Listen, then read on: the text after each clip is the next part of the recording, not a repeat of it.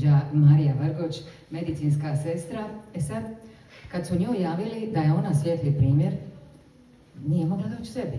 Ja uopće ne izmišljam, ja mislim da Marija mora to potvrditi, jer je ona rekla, ma kako ja, tu ima 4.500 ljudi, ja sam jedna od 2000 sestara, sve smo mi jednake, sve puno radimo, a mi, ja mislim, svi najbolje znamo kolika je važnost medicinskih sestara u našoj zdravstvenoj skrbi i koliko su nam one bitne. Sad, kad su još one na hitnom prijemu, pa kad sve dožive ovo što je ona doživjela kroz sve ove godine radnog staža, onda ja mislim da zasvitli baš onako kako treba. Svijetli primjer Marija Vrgoć.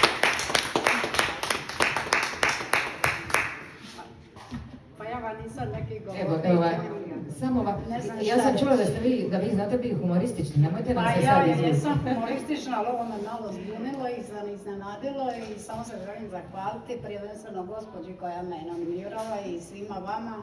Jednostavno sam ostala zatečena, nisam ja ništa ni posebnija, ni drugačija od mojih kolega i kolegica. Svi radimo timski i to je takav posao, ali ne znam zbog čega sam baš ja izdvojena, ali hvala vam s vama svima svakako. I ste izdvojeni zasigurno zbog onih 8 km što učinite svaki dan gore dole. To nam dobro dođe. Vidim ja. Ali, kaže, ne biste sigurno od svoje kolege zanemarila, jer svi radimo timski, svi smo u istom košu, svi radimo sve. Nema tu razlike da sam ja posebnija od njih ili one od mene. Mi se poštujemo, cijenimo i oni mene i ja njih, to je to. Što vam zapravo daje snagu za sve to? Osim onog što kažu da je to... Volim svoj posao i ja od uvijek tu sam, našla sam se i jednostavno 100 put su mi rekli možeš negdje drugo, ne na hitni prijem, ja sebe vidim tu i to je to. Ali sa ljudima volim malo i komunicirati i sve i tako. Jednostavno me taj posao punjava.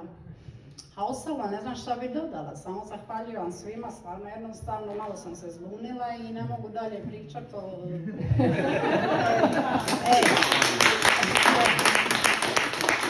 Ostala sam zatečena, kad me glavna sestra nazvala, mislila sam šta me zove, ravnatelj, evo... Ono je sad nešto zgrišila? Pa ne bojim se ja baš da ću ja nešto zgrišiti, nisam ja baš ono meka da bi se ja pripala svega toga, ali nije mi, ne voli da me zovu doma kada radim.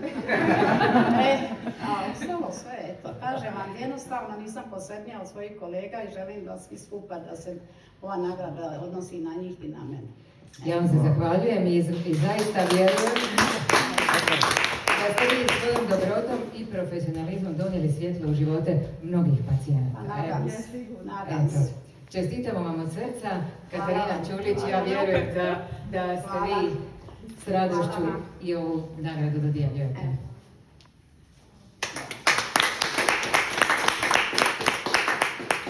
Ako se mogu slikati sa gospođom.